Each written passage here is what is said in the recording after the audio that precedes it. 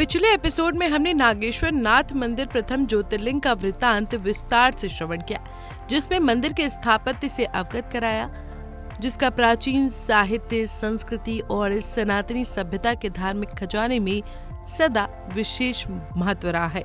और देश के हर कोने में अनेकों ऐसे प्रेरणादायक मंदिर, शिवालय, बेशकीमती महल, ऐतिहासिक किले देखने को मिलते हैं, जिसमें आप हमेशा अपना ज्ञानवर्धन करते आए हैं। लेकिन आज हम आपके लिए एक ऐसे मंदिर की व्याख्या करने जा रहे हैं जो शंकर जी के पुत्र कार्तिकेय के क्रोध को शांत करने आए भगवान शिव को समर्पित है, जिसे दूसरी शताब्दी में बनाने के प्रमाण मिलते हैं। इसे सातवाहन राजवंश के राजाओं ने बनवाया और आधुनिक युग में इसे विजयनगर और राजा हरिहर प्रथम ने बनवाया, जिसकी अहम भूमिका आज भी अपना स्थान रखती है और जो शायद ही आपने पहले कभी श्रवण की होगी। जी हाँ, माता पार्वती और भगवान शिव अपने पुत्रों के लिए उपयुक्त दुल्हन खोजने का निर्णय ले चुके थे।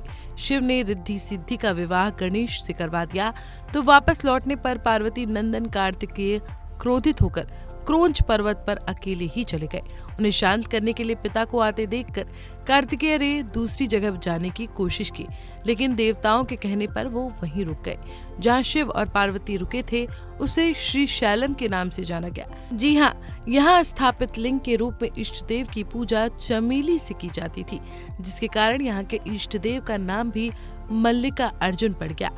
यहाँ श्री शैलम मल्लिकार्जुन स्वामी मंदिर में मनाया जाने वाला त्योहार महाशिवरात्रि को माना गया है, जो आंध्र प्रदेश के श्रीशैलम के स्थान पर स्थित है।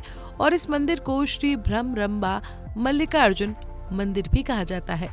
ये मंदिर शिव और शक्ति के संप्रदायों के लिए बहुत ही विशेष महत्व रखता है। इस मंदिर को 12 ज्योतिर्लिंगों में से एक होने के साथ हिंदू देवियों के 18 शक्तिपीठों में अग्रणी माना गया है, जहां शिव और शक्ति की पूजा मल्लिका अर्जुन के रूप में की जाती है। यहाँ उन्हें लिंगम के रूप में और पार्वती को भ्रमरंबा के रूप में दर्शाया गया है। इस मंदिर का परिसर लगभग 2 हेक्टेयर में फैला हुआ है और इसमें 4 प्रवेश द्वार या गोपुरम बने हुए हैं। मंदिर से कई मंदिर जुड़े हुए हैं, जहाँ मल्लिका अर्जुन और भ्रमरंबा मुख्य देव है। इस परिसर में कई हॉल, विजयनगर में निर्मित मुख मंडप है। ये मंदिर पूर्व दिशा की ओर मुख करके बना है। बीच के मंडप में कई स्तंभ बने हैं, जिसमें नदिकेश्वर की विशालकाय मूर्ति है, जो कि एक दूसरे से ऊपर उठी हुई है। यहाँ मुख मंडप गर्भगृह की ओर जाने वाला हॉल है, जिसमें जटिल नक्काशी वाले खंबे भी हैं। जिस मंदिर में मल्लिका अर्जुन स्थित है उसे 7वीं शताब्दी का सबसे पुराना मंदिर माना गया है। यहाँ सहस्त्र लिंग बने हैं जो राम ने बनवाए, जबकि 5 अन्य लिंग भी बने हैं जिन्हें माना जाता है कि ये पांडवों द्वारा बनवाए हुए हैं। इसके परिसर में एक दर्पण हॉल में नटराज की छवियां बनी है। यहाँ मुख्य मंदिर में शिखरेश्वर मंदिर बना है। ऐसा कहा जाता है कि यहाँ मंदिर में शिव दर्शन करने से व्यक्ति का पुनर्जन्म नहीं होता। यहाँ कृष्णा नदी को पाताल गंगा के नाम से जाना जाता है। इस नदी तक पहुँचने के लिए 852 सीढ़ियों पर चढ़ना पड़ता है।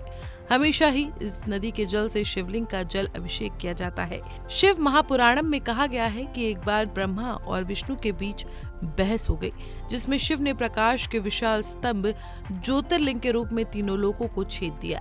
विष्णु और ब्रह्मा ने प्रकाश के अंत को खोजने के लिए नीचे और ऊपर अपना रास्ता बांटा और ब्रह्मा ने झूठ बोलते हुए कहा कि अंत का पता चल गया। जबकि विष्णु हार स्वीकार कर गए, वहीं शिव प्रकाश के दूसरे स्तंभ के रूप में आए और ब्रह्मा जी को श्राप दे दिया, जहां ब्रह्मा जी का समारोह कोई स्थान नहीं मिलेगा, जबकि विष्णु को निरंतर पूजा जाएगा। जहां शिव प्रकाश के उग्र स्तंभ के रूप में प्रकट हुए थे, मूल रूप से 64 ज्योतिर्लिंग माने गए हैं, जबकि 12 को बहुत शुभ, पवित्र और प्रत्येक को शिव का अलग अलग स्वरूप माना जाता है। इन स्थानों पर प्राथमिक छवि लिंगम का रूप है, जो आरंभ और अंतहीन स्तंभ का प्रतिनिधित्व करती है।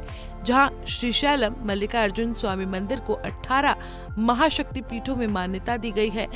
दक्ष यज्ञ और सती के आत्मदाह की कथा में सती देवी के स्थान पर श्री पार्वती का उदय हुआ और शिव को गृहस्थ बना दिया गया।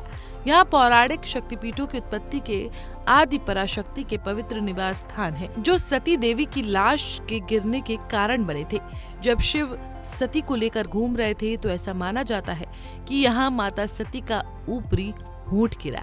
इस तरह की सनातनी सांस्कृतिक और धार्मिक विशेषता भरी गाथाओं को आप आने वाली कड़ियों में भी जरूर देखते रहें और हमारे चैनल को सब्सक्राइब करके अपना सनातन और धार्मिक ज्ञानवर्धन करते रहें।